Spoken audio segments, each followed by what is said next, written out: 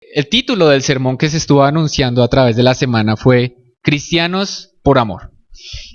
Para completarlo sería Cristianos por Amor y no por miedo. ¿Y qué quiero decir con este título? Lo voy a explicar, y para explicarlo traje dos imágenes. La primera no se ve muy bien, pero se las voy a explicar. Este es un detalle de una obra que se llama La Crucifixión y el Juicio Final, de este pintor Jan van Eyck. No sé si se pronuncia así correctamente, los eruditos del arte me dirán. Pero lo importante, no sé si ustedes alcanzan a distinguir qué hay aquí. Hay como una gran calavera que representa y personifica a la muerte. Ahora, esto es un díptico, significa que son dos tabletas y este es solo el detalle de una de esas tabletas que hace referencia al juicio final. Y pues es terrorífico lo que ahí se pinta, ¿no? Están todas las alas de esqueletos sobrevolando, si se quiere, a un montón de personas y pues irónicamente, de pronto ustedes no lo alcanzan a ver, pero algunos de los que están ahí tienen vestidura de clérigos. Entonces, todo esto hace referencia al juicio final y hace parte de todo un arte en torno a el miedo que va a causar el juicio final. Y aquí también les traigo otra. De pronto esta se ve más clara. Aquí está la figura de este gran demonio, si se quiere poner así. Y este es un fresco que está en la Basílica de San Petronio en Bolonia, Italia, de 1410. Y aquí sucede lo mismo, hay una representación, hay una personificación terrorífica acerca de ese día del juicio, ¿no? De esos acontecimientos. Y estos son solo dos ejemplos de toda un arte que se elaboró desde la Media Edad Media hasta la Alta Edad Media y estos del Renacimiento en torno a todo lo que iba a ocurrir en el juicio, ¿no? Y infortunadamente esto sirvió también para recubrir el evangelio en mucho miedo, ¿sí? En un miedo que se tenía respecto al día del juicio y todo el mundo estaba alborotado por las cosas que iban a ocurrir, por estas imágenes de demonios, de infiernos, de fuegos, etc. Y bueno, esto hace parte de una iconografía muy importante de la época medieval y del Renacimiento. Ahora, uno se podría quedar hablando todo el día acerca de esto, pero ¿qué es lo que yo quiero mostrar con esto? Quiero mostrar que en gran parte, en algún momento de la historia de la iglesia, el evangelio se recubrió con el miedo de las cosas que iban a ocurrir. Y ojo que yo no estoy hablando de un miedo en el sentido de una reverencia, de un respeto a Cristo y a Dios, sino de un miedo acerca de esos últimos días. Y parece que los cristianos también viven un poco, especialmente nosotros los cristianos vivimos un poco como preocupados, ¿no? Hay muchos que dicen, ¿y cómo serán esos últimos días? Y entonces les tiemblan las piernas y vemos películas y vemos documentales y se ponen atención a muchas profecías, ni siquiera bíblicas, sino otras que han dicho personas acerca de las cosas que van a ocurrir. Y está todo este alboroto, ¿no? Hay una fascinación a veces del pueblo cristiano con el tema del anticristo, de la bestia, de la gran tribulación, todos elementos bíblicos, pero que están utilizados como un instrumento del miedo, ¿sí? Y el miedo, pues apelar al miedo es algo muy fuerte porque todos hemos sentido miedo, ¿cierto? Es una emoción tan básica, tan profunda que nos mueve a hacer cosas.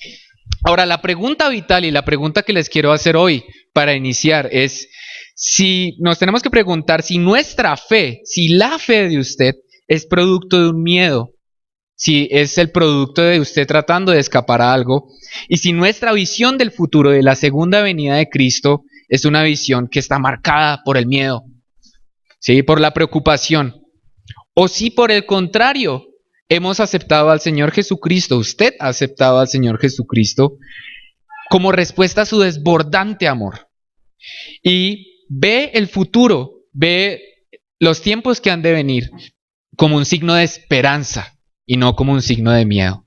Y por tanto ahí el título, somos cristianos por amor y no somos cristianos por miedo. Y fíjense, lo más paradójico es que de nuevo, los que más se preocupan por estas cosas son los cristianos, ¿sí? Suena un poco tonto, ¿no? Pero uno no ve que un ateo se preocupe por los días del fin. Un agnóstico, una persona que sea amoral, que no tenga ningún tipo de ética, ellos no se preocupan son los cristianos y son los que viven con este sentimiento de miedo. Entonces, eso es lo que vamos a tratar de hablar hoy, de cómo nuestra fe y cómo nuestra visión del futuro debe estar fundada en el amor y no en el miedo. Y este es un tema muy amplio, como yo siempre digo, es un tema que ha sido debatido de muchas formas. Hoy nosotros solo vamos a tomar algunas escrituras y a pensar esas escrituras. ¿Listo?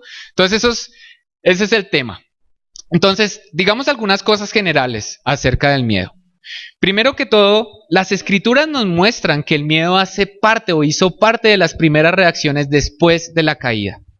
Cuando Adán y Eva cayeron en el relato del Génesis, dice Génesis 3:10, 7:10, que tuvieron miedo de Dios. ¿Se acuerdan? ¿Qué fue lo que ocurrió? Ellos pecaron, se dieron cuenta de que ¿qué? De que estaban desnudos y entonces se cubrieron con higueras y salieron a esconderse. Y cuando escucharon a Dios que estaba en el jardín, no quisieron responderle, pero Dios pues evidentemente sabía lo que había ocurrido y les dice, ¿qué pasó? ¿Dónde estás? Y dice Adán, escuchamos que estaban en el jardín y tuvimos miedo. Ahora, esto es impresionante y quiero que entiendan esto porque antes de la caída había una buena relación con Dios. ¿Ven? Dios los había ubicado en el jardín, los tenía consentidos, los había puesto por encima de los animales, los había puesto a que gobernaran el jardín y de un momento a otro el pecado causa miedo. ¿Ven? El pecado dice, uy Dios, esa relación se distorsiona, es una relación que ya no es de confianza, sino una relación distorsionada. Y hay otros ejemplos, hay muchos ejemplos en el Antiguo Testamento. En Génesis 18:15 ocurre lo de Sara cuando se ríe y resulta que este señor se da cuenta que ella se ríe y dice, y tuvo miedo de que él se hubiera dado cuenta. No le creyó a sus promesas, no hizo énfasis en las promesas del hijo, sino que simplemente tuvo miedo al darse cuenta de que la habían pillado, por decirlo así, riéndose. Y también el pueblo de Israel en el Antiguo Testamento se muestra que tenía un miedo respecto a Dios. Y no un miedo, otra vez un miedo reverente, sino un miedo como de falta de confianza, como un miedo de, no, Moisés, ve tú y habla con Dios, porque a nosotros nos da pavor. Incluso cuando en una ocasión que está en Éxodo 34:30, Moisés vuelve al pueblo y tiene su rostro brillante, no sé si recuerdan, también al pueblo le dio miedo, sintió miedo. Entonces, ¿cuál es la idea aquí? Relacionarse con Dios a través del miedo es una distorsión de una verdadera relación con Dios, de una relación sana, de una relación que está basada en el amor. El segundo punto general, es que en el miedo no hay amor. Y ahora sí quiero que me acompañen a las escrituras. Vamos a ir a la primera epístola de Juan. Primera de Juan. Porque resulta que esta idea de que en el miedo no hay amor está muy bien elaborada por nada más y nada menos que el discípulo amado, que es Juan. Entonces vamos a leer. Vamos al capítulo 4. Y vamos a leer desde el versículo 13 hasta el versículo, hasta el versículo 18. Entonces, dice, ¿cómo sabemos que permanecemos en Él? Voy a leer de la Nueva Versión Internacional. Y que Él permanece en nosotros, porque nos ha dado su Espíritu. Y nosotros hemos visto y declaramos que el Padre envió a su Hijo para ser Salvador del mundo. Si alguien reconoce que Jesús es el Hijo de Dios, Dios permanece en Él y Él en Dios. Ahora, pausa. ¿Usted reconoce que Jesús es el Hijo de Dios? ¿Como cristianos reconocemos que Jesús es el Hijo de Dios y que fue enviado como salvación del mundo? Muy bien. Aquí las Escrituras dice, Dios permanece en Él y Él en Dios. Y nosotros hemos llegado a saber y a creer que Dios nos ama, que Dios es amor. El que permanece en amor, permanece en Dios y Dios en él. Otra pausa. Fíjense que Juan en esta epístola está utilizando una imagen de la familia. de los cristianos como hijos.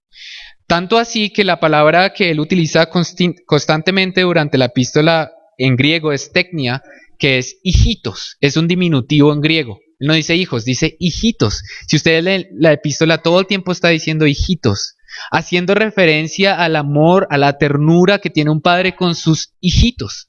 Y por eso dice Dios es amor. Ahora, Dios no tiene amor, Dios es amor.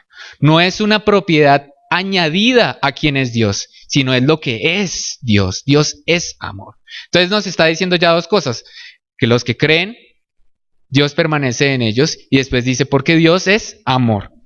Y después el versículo 17, importante, ese amor se manifiesta plenamente entre nosotros para que el día del juicio comparezcamos con todo miedo, con toda confianza, porque en este mundo hemos vivido como vivió Jesús. Ahora, pensemos esto otra vez. Aquí está utilizando Juan una imagen distinta, está refiriéndose al día del juicio como desde un punto de vista, desde una visión jurídica, de un tribunal de justicia, en el que comparece una persona frente a ese tribunal. Y es algo que es una imagen que aparece tanto en las epístolas de Juan como en Apocalipsis, que fue escrito por Juan también. Entonces, ¿estamos solos cuando comparecemos en ese juicio? Resulta que no. En Juan, en la misma epístola, en primera de Juan, capítulo 2, él dice, si quieren pueden ir allá, en el capítulo 2, solo para recordarlo, desde el versículo 1, dice, hijitos míos, ¿ven? Hijitos, otra vez ese cariño, esa ternura que tiene un padre. Estas cosas os escribo para que no pequéis. Y si alguno hubiere pecado, abogado tenemos para con el Padre. ¿A quién? A Jesucristo el justo. ¿Ven? Y Él es la propiciación por nuestros pecados. Y no solamente por los nuestros, sino también por los de todo el mundo. Entonces, ¿qué es lo que está diciendo aquí? Dice, ustedes en el juicio final estén tranquilos, comparezcan con confianza. ¿Por qué? Porque tienen un abogado en el que ustedes han creído. Y es el abogado que los representa ante el Padre. Estén tranquilos. Además, Dios es amor y Dios permanece en ustedes. ¿Ven la lógica de lo que está ocurriendo? Estos son indicativos acerca de quién es Dios. Juan está diciendo quién es Dios. Y después de decir quién es Dios, entonces ahí sí dice, más adelante en el capítulo 2, donde estamos, dice, el que permanece en él debe andar como él anduvo. Es decir, ahí sí hay un llamado a decir, compórtense también conforme a su creencia. ¿Ven? Pero primero está ¿qué? Primero está, pero estén confiados porque tienen un abogado en Cristo. ¿Sí? Entonces, ¿ven la lógica de las cosas que están ocurriendo? ¿Está hablando de miedo cuando se trata del juicio final? No, está hablando de comparezcan con confianza en ese día. Y nos falta el versículo 18 en el capítulo 4. Dice, porque en este mundo hemos vivido como vivió Jesús. En el amor no hay temor. Y dice, sino que el amor perfecto echa fuera el temor. El que teme espera el castigo, así que no ha sido perfeccionado en el amor. Y sería muy grave, ¿no? Sería muy grave que nosotros como cristianos viéramos el final de los días como algo miedoso, como algo a lo que... Entonces no oraríamos, Señor, venga a tu reino, porque qué miedo, ¿cierto? O sea, y de pronto no logramos mucho. Puede ser esa una de las razones. Entonces, esas son las dos ideas generales. La primera idea general, hemos dicho, es que no nos podemos relacionar con Dios a través del miedo, porque esa es una distorsión fruto del pecado. Y lo segundo que decimos ahora es que tenemos a Cristo como abogado ante el Padre. Y por eso... entonces andamos como Él anduvo y podemos llegar a ese día del juicio tranquilos y confiados. Muy bien. Ahora, fíjense que en las Escrituras, una iglesia en el tiempo de Pablo, específicamente, tenía grandes preguntas acerca de los días finales. ¿Pueden adivinar cuáles? Una iglesia que había fundado Pablo tenía grandes preguntas acerca de estos días del fin y tenía preocupaciones, tenía confusiones. ¿Qué escritura leímos al principio? Entonces la iglesia en Tesalónica. Y vamos a hablar entonces un poco de la iglesia en Tesalónica para ver cómo fue que le respondió Pablo, cuáles eran sus problemas y cómo le respondió Pablo. Entonces la iglesia en Tesalónica estaba particularmente preocupada por los tiempos del fin y tenían muchas preguntas. Y la respuesta que les da Pablo a esta iglesia es primera y segunda de Tesalonicenses. Para los que han estudiado CIPEP, eso seguramente lo han visto, y los que están estudiando Pablo, ahí lo están viendo. Hablemos un poquito del contexto. Entonces, ¿dónde está la iglesia de Tesalónica? Está acá. Esta es Tesalónica, ¿sí? Esto es Atenas, aquí queda Corinto, Berea, Filipos. Y Pablo en su segundo viaje misionero había hecho como esto, ¿cierto? Había más o menos hecho esto. La iglesia en Tesalónica había sido fundada por Pablo, ¿cierto? Esto nos dicen las escrituras. Más o menos si le ponemos atención al Evangelio de Lucas, a Hechos, escrito por Lucas, en el 49 o 50 después de Cristo. Y pues Pablo estaba solo. No, en ese momento estaba también con Silas, o algunas versiones dicen Silvano, y Timoteo, ¿sí? Ahora, ellos llegaron a Tesalónica. Inicialmente habían estado en Filipos y después de pasar por Anfípolis y Apolonia llegaron a Tesalónica. Los habían sacado corriendo de Filipos, ¿sí? Y habían llegado y estuvieron ahí un tiempo. Lucas dice, escribiendo Hechos, que más o menos como tres sábados. Y Tesalónica era importante por varias razones. Primero, por su posición geográfica, porque era muy estratégica. Y era un puerto. Hasta el día de hoy, Tesalónica es una de las ciudades más ricas, de las economías más importantes de Grecia. En ese entonces hacía parte de ¿qué provincia? Tesalónica, de la provincia de Macedonia. Pero hoy hace parte de Grecia. Y también había una vía que atravesaba toda Tesalónica y que era muy importante, y era la vía Egnatia, ¿sí? Que había sido construida por un procónsul romano. El punto aquí que es importante era una ciudad importante, era una ciudad vital, era una ciudad estratégica. Por esa vía pasaban muchos ejércitos romanos, gozaban del favor de los romanos, habían hecho Juegos Olímpicos en la ciudad de Tesalónica. Era una ciudad rica. Y bueno, la vía Egnatia era importante porque conectaba al mar Adriático, que es con el mar Egeo.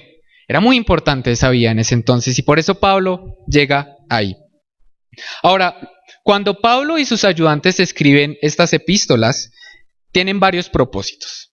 El primer propósito es animar y alentar a los cristianos en Tesalónica. ¿Qué estaba pasando en Tesalónica? Resulta que cuando llegó el Evangelio, muchos no lo tomaron bien.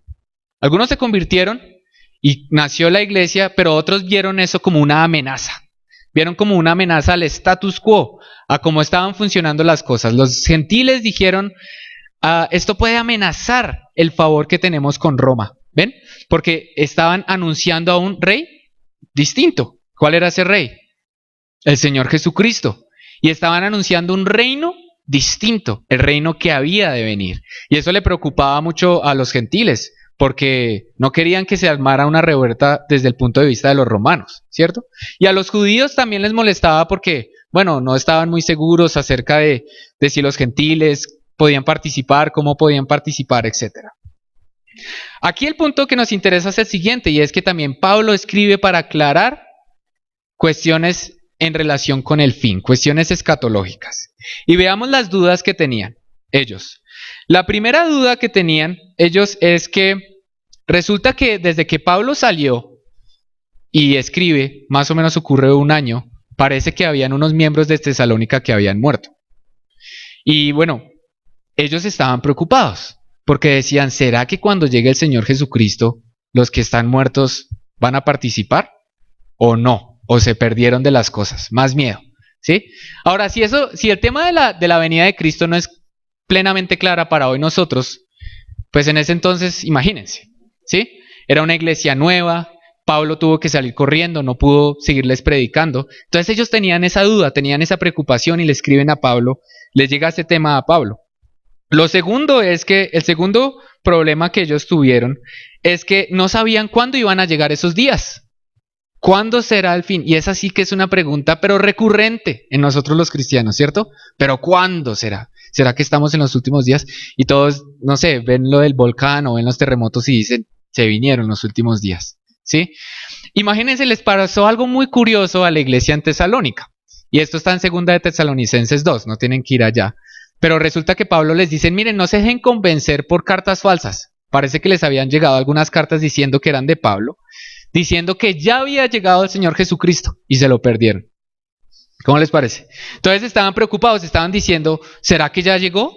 Nos dijeron que ya llegó y no nos dimos cuenta. Imagínense el pavor de esos nuevos cristianos que habían abrazado la fe y que después les digan es que ya llegó Cristo y usted se la perdió, ¿no? Entonces, y esa es una preocupación también que puede ocurrir hoy, ¿cierto? Entonces, había esa confusión también en la iglesia en Tesalónica acerca de los tiempos. Y tercero, la última preocupación y confusión que tenía la iglesia de Tesalónica era que no estaban seguros acerca de si ellos mismos iban a ser recibidos bien por Cristo, es decir, si la segunda venida de Cristo iba a ser, podían participar de esa venida, o si más bien como que también iban a sufrir mucho, no iban a participar, Dios no los iba a reconocer, etc. Todas preocupaciones que, como he dicho desde el principio, se alargan hasta el día de hoy. Los últimos días. Es que uno ya solo habla de juicio final, del último juicio, y eso, ¿qué imágenes les trae a ustedes a la mente? Imágenes de paz, de gloria, de esperanza. No mucho. Debería, pero no mucho, ¿cierto? Y así estaba la iglesia en Tesalónica. Entonces vayamos ahora a 1 de Tesalonicenses, por favor acompáñenme, a 1 de Tesalonicenses capítulo 4. Y vamos a leer el capítulo 4 y el capítulo 5 tratando de entender cómo le responde Pablo. ¿Cómo le responde Pablo? Entonces primero vamos al capítulo 4 y vamos a leer del versículo 13 al versículo 18. Entonces por favor acompáñenme. 1 de Tesalonicenses capítulo 4 versículos 13 al 18. ¿Están ahí?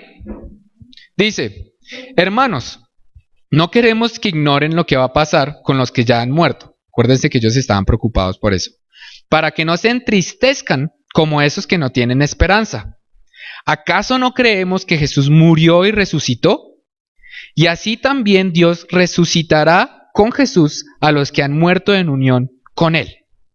Ahora recuerden que este es un tema clave en Pablo, y es que Cristo es el primero de muchos, ¿sí? Cristo es el que resucita como la primicia, y muchos vienen detrás. ¿Quiénes? Los creyentes que están muertos, ¿sí? Así también resucitará con Jesús a los que han muerto en unión con Él. Versículo 15. Conforme a lo dicho por el Señor, afirmamos que nosotros, los que estemos vivos y hayamos quedado hasta la venida del Señor, de ninguna manera nos adelantaremos a los que hayan muerto. Entonces, ¿qué pensaban la iglesia? La iglesia pensaba que los vivos iban a presenciar la venida de Cristo primero que los muertos, ¿sí? Y que entonces, pues qué miedo morirse, ¿no? Pues en ese sentido, porque íbamos a perder, se iban a perder las cosas. Y como no sabemos cuándo llega, pues es una causante de miedo. Pero aquí Pablo está diciendo, no se preocupen, tanto vivos como muertos van a estar en ese momento. Dice el 16, el Señor mismo descenderá del cielo con voz de mando, con voz de arcángel, y con trompeta de Dios, y los muertos en Cristo resucitarán primero. Luego los que estemos vivos, los que hayamos quedado, seremos arrebatados junto con ellos en las nubes para encontrarnos con el Señor en el aire. Y así estaremos con el Señor para siempre. Por lo tanto, échense miedo. Por lo tanto, ¿qué? Anímense unos a otros con estas palabras. Ahora expliquemos varias cosas, porque pues, estas escrituras son de mucho detalle. Lo que está diciendo es que, primero que todo, que la venida, al menos en este texto, sin hacer alusiones a otros textos, en este texto, en esta carta, es una venida pública del Señor Jesucristo. Es una venida visible a los creyentes, que tiene una consecuencia a los que están muertos y a los que están vivos. Y después dice que ellos van a ser elevados a los cielos y van a encontrar al Señor Jesucristo que está entrando, lo van a encontrar, ¿sí? Ahora, aquí el término que se utiliza en griego es parousia. Hay dos términos que se utilizan en griego. El primero es parousia. Y ¿Alguien sabe qué significa parusia? Llegada, arribo. Entonces, cuando hablamos de la parusia, estamos hablando en el contexto bíblico de la llegada del Señor Jesucristo, de la segunda venida del Señor Jesucristo. Y el otro término que él utiliza es apantesin, que significa encuentro, que es el término que él usa cuando esos que son elevados encuentran al Señor Jesucristo en el cielo. ¿Hasta ahí estamos bien? ¿Sí? ¿Hasta ahí estamos claros? Muy bien. Ahora, la parusia debe entenderse en el contexto de Pablo. Pablo les escribe y utiliza una imagen romana, una imagen imperial. Ese era el término que se utilizaba cuando llegaba una persona importante a una ciudad, cuando llegaba un emperador, era la parusia del emperador, ¿sí? Y el segundo término, que es el de reunión y encuentro, hacía alusión a esas ocasiones entonces en la que, llegado ese emperador, salía una comitiva de la ciudad, salía por fuera de los muros o por fuera de la zona de los límites de la ciudad a darle la bienvenida a ese emperador, y no a irse a otra parte, sino a acompañarlo a la ciudad. ¿Sí? Ese es el contexto de la imagen imperial que está utilizando Pablo. Porque Pablo no solo le está escribiendo a judíos, sino también a griegos, a gentiles. ¿Sí? Entonces, ¿qué significa eso? Significa, lo podemos interpretar desde estas escrituras, haciendo alusión solo a Primera de Tesalonicenses, que esas personas, es decir, nosotros los creyentes, le vamos a dar la bienvenida al Señor Jesucristo cuando Él venga. Lo vamos a encontrar en medio aire y después vamos a descender con Él para que Él reine. ¿Ven? Esa es la analogía que está utilizando Pablo. Esa es la figura retórica, si ustedes quieren, que él está utilizando. Entonces es muy importante. Ahora, esto es motivo de confianza, es motivo de ánimo y nunca motivo de miedo, de temor. Ahora, quisiera simplemente hacer un paréntesis para decir lo siguiente, y es que hay muchos detalles que nosotros no comprendemos cómo van a suceder, ¿cierto? Y más cuando vamos a otras escrituras. Tenemos que aprender nosotros a convivir con también distintas interpretaciones respecto a los detalles. ¿Ok? Porque como pueblo cristiano hay muchas interpretaciones respecto especialmente a estas escrituras. Y debemos aprender que lo que nos une no son los detalles, es lo fundamental. ¿Y qué es lo fundamental? ¿Qué sería lo fundamental? Que Cristo viene. Cristo va a venir. Y Cristo va a venir a los suyos y va a hacer justicia. Eso es lo fundamental. Que si es antes, que si es después, que cuántos kilómetros nos vamos a elevar para encontrar al Señor Jesucristo. ¿Importa? No importa. Hace parte de una discusión erudita, académica, pero no debe ser una causante de división en la iglesia. ¿Ven? Porque entonces podemos crear una congregación que se llamen los 11 kilometrinos, que son los que creen que son 11 kilómetros, y otros los 15 kilometrinos, y así nos seguimos dividiendo. ¿Ven? Nos unimos en lo fundamental. Lo fundamental es Cristo viene y nosotros vamos a estar ahí. Y nosotros vamos a encontrarnos con Él. ¿Ven? Y eso debe ser motivo de alegría, no una causante de miedo, porque ocurra como ocurra, la parusia, es decir, la llegada, la venida del Señor Jesucristo es celebración, es motivo de gozo.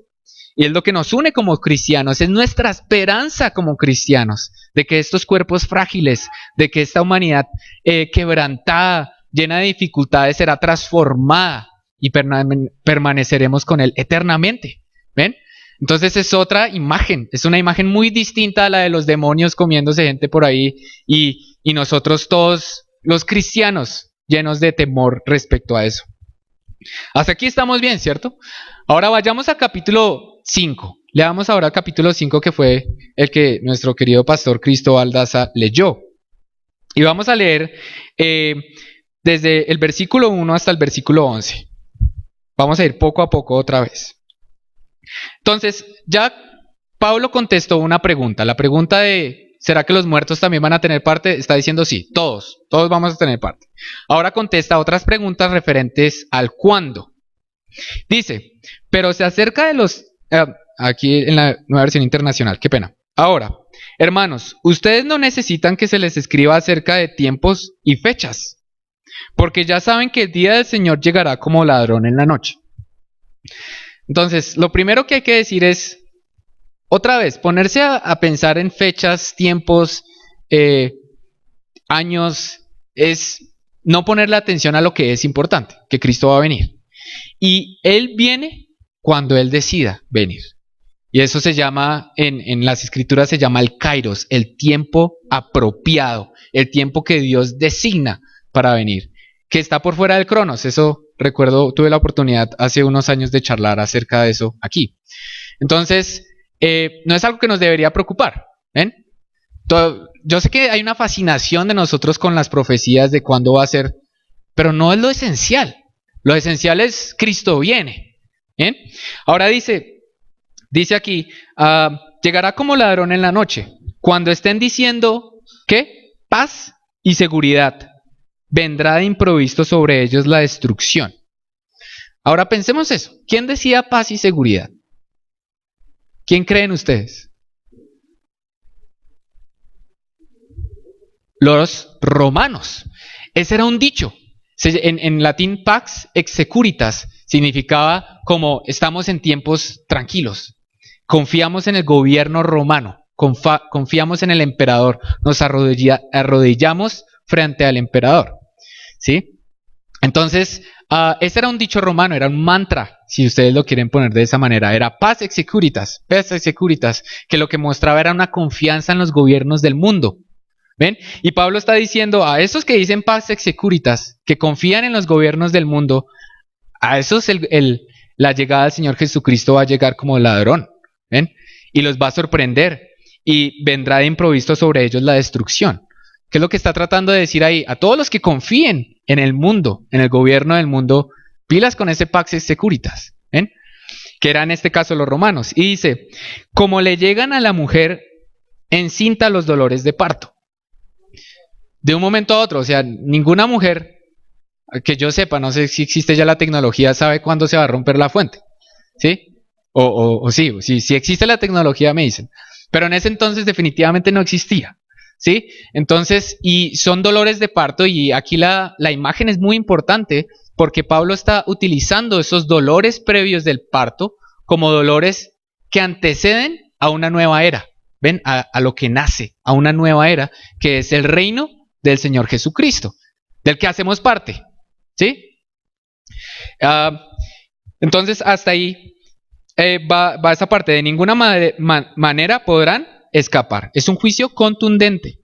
Pero fíjense lo que dice en el versículo 4. Dice, ustedes en cambio, hermanos.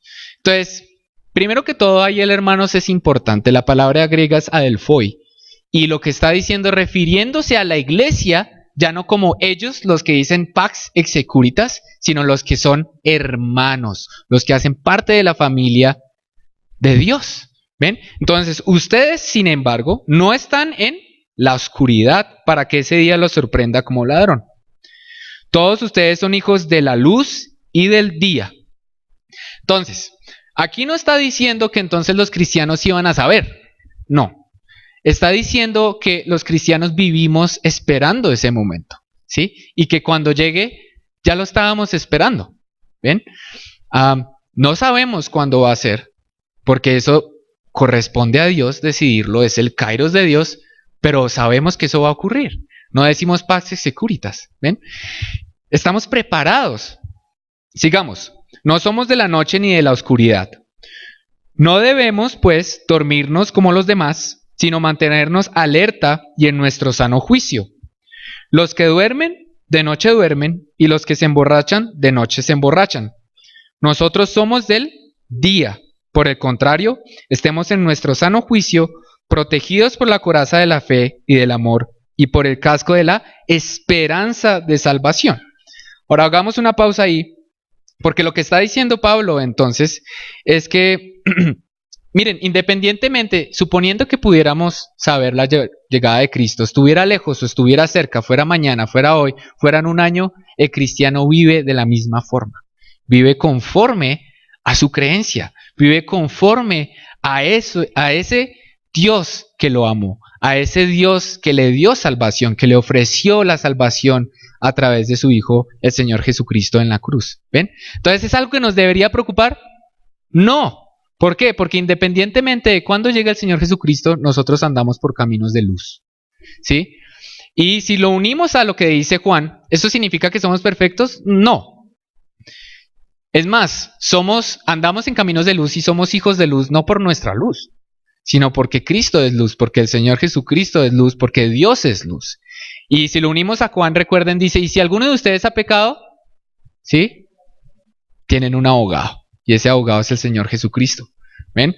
Entonces, lo que está diciendo es que esté lejos o cerca la venida del Señor Jesucristo, vivimos una vida conforme a la luz. Y la idea de los creyentes como hijos de luz es recurrente en Pablo. En Romanos 13:12, por ejemplo, dice, yo se las leo, no tienen que ir allá, dice, hagan todo esto estando conscientes del tiempo en el que vivimos. Ya es hora de que despierten del sueño, pues nuestra salvación está ahora más cerca que cuando inicialmente creímos. La noche está muy avanzada y se acerca el día, por eso dejemos a un lado las obras de la oscuridad y pongámonos la armadura de la luz. Otra vez, vivamos decentemente como a la luz del día. Entonces, de nuevo, aquí hay un imperativo, un llamado a vivir conforme a la luz, pero resultado de que Cristo ya es nuestro abogado, ¿ven? De que Cristo nos amó, de que Dios es amor y que el día del juicio tenemos confianza, tenemos plena confianza. Así que volvamos entonces al versículo 9 al 11, que son los que nos faltan por leer, ahí en el capítulo 5 de Primera de Tesalonicenses. Dice, pues Dios, versículo 9, no nos destinó a sufrir el castigo, sino a recibir la salvación por medio de nuestro Señor Jesucristo. Él murió por nosotros para que en la vida o en la muerte, otras versiones dicen durmamos o estemos despiertos, haciendo alusión otra vez a los que habían muerto, vivamos junto con Él. Por eso, otra vez, anímense, edifíquense unos a otros tal como lo vienen haciendo. En una ocasión pasada, en un sermón pasado que dio el pastor Héctor, él decía, lo importante no es que nos preocupemos por cuándo viene o si vamos a ser parte o no parte de eso. Lo importante es que estemos haciendo lo que tenemos que hacer, y eso es dejar que el Espíritu obre en nuestras vidas, porque no es por nuestras propias fuerzas tampoco. Hacer lo que tenemos que estar haciendo, hacer lo que Cristo nos dijo que hiciéramos, a proclamar el Evangelio, a amarnos los unos con los otros y no a tener miedo acerca del día del juicio y de las películas que sacan acerca del día del juicio y los cristianos temiendo acerca de esos días. Entonces esto es muy importante. Estas escrituras, ya para ir cerrando, estas escrituras son muy ricas y tienen muchos detalles y es imposible en un sermón ir a todos los detalles, y pues nos corresponde a nosotros también, como dice más adelante, a leer estas escrituras, a meditar sobre estas escrituras, a aprender sobre estas escrituras, teniendo en cuenta la base de interpretación, y la base es Dios es amor, y tenemos un abogado ante el Padre que es el Señor Jesucristo, y por eso dice Juan, comparezcan con toda confianza cuando llegue el día. Tenemos el mejor abogado y no cobra, además, ¿sí? Entonces libros enteros se han escrito respecto a este tema, y creo otra vez que es importante que entendamos que la cuestión no es fácil de entender cuando se trata de los detalles, y yo sé que ustedes tendrán también muchas preguntas, yo tengo muchas preguntas, ¿no? Pero sabemos y tenemos algo claro, Cristo va a venir, nosotros vamos a ser parte de eso y es un motivo de gozo, ¿ven? De nuevo, Cristo nos enseñó que oráramos, venga tu reino, y yo me pregunto, ¿cuántos oramos así, no? O cuántos dicen, venga tu reino, pero que no sea tan grave la vaina, porque, o si no, ¿sí? Hay toda una iconografía de miedo alrededor de eso. Así que yo vuelvo y les pregunto a ustedes, para que ustedes se examinen. Cuando ustedes tienen la imagen de los tiempos de fin, ¿qué sienten? ¿Sienten miedo? ¿Sienten temor? ¿Sienten desconcierto como la iglesia en Tesalónica? Porque si ese es el caso, tenemos que revisar nuestros fundamentos. Tenemos que revisar las razones por las que creemos. Porque no creemos por miedo, no somos cristianos por miedo, sino somos cristianos por amor, porque respondemos a ese desbordamiento incomprensible desde nuestro punto de vista del Señor Jesucristo por su creación. Así que lo único que podemos hacer es orar todos los días pidiéndole a Dios que venga a su reino, porque es algo que celebramos, ¿sí? Es algo que necesitamos. Y estar seguros de que vamos a participar de ese reino porque hemos creído y somos hijos de luz, no somos hijos de oscuridad.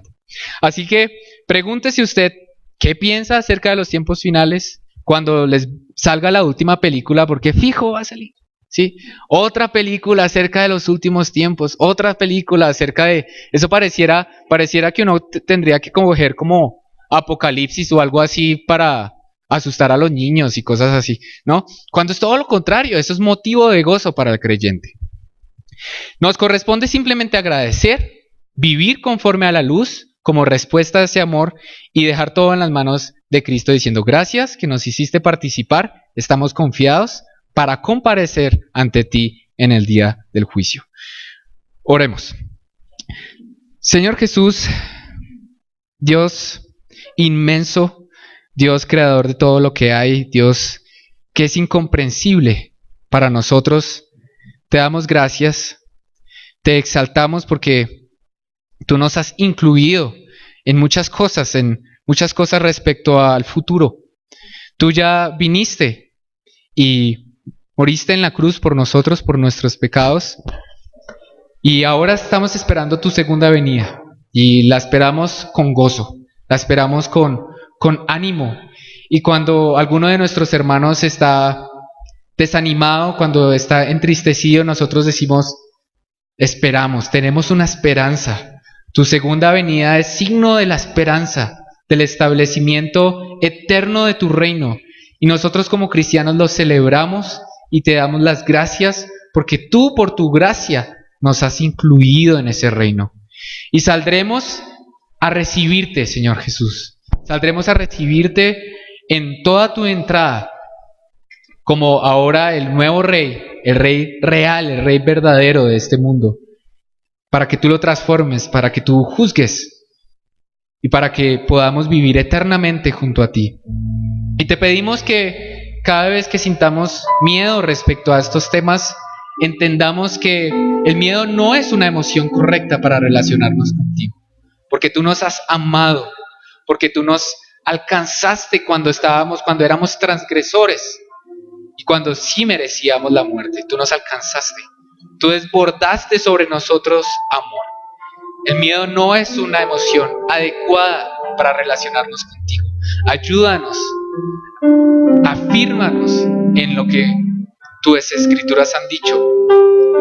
Afírmanos, así como con Pablo tú afirmaste a la iglesia en Tesalónica diciendo, no se preocupen por las persecuciones, no se preocupen por aquellos que han muerto, no se preocupen por si viene hoy o ya vino y no lo vimos. No se preocupen por esas cosas porque cuando llegue ustedes estarán ahí y ustedes harán parte de esa fiesta, de ese gozo, del establecimiento de ese reino. Y Dios, ¿cuánto anhelamos que llegue tu reino? ¿Cuánto anhelamos que llegue ese reino frente a esta condición humana de dificultad, de sufrimiento, de injusticia, de maldad? Por eso recordamos, como tú nos enseñaste a orar, que venga tu reino como el símbolo de nuestra esperanza y como una parte clave de lo que somos como cristianos. Ayúdanos a ser cristianos, a creer en ti por amor y no por miedo. Estas cosas te las pedimos en tu nombre al Padre. Amén.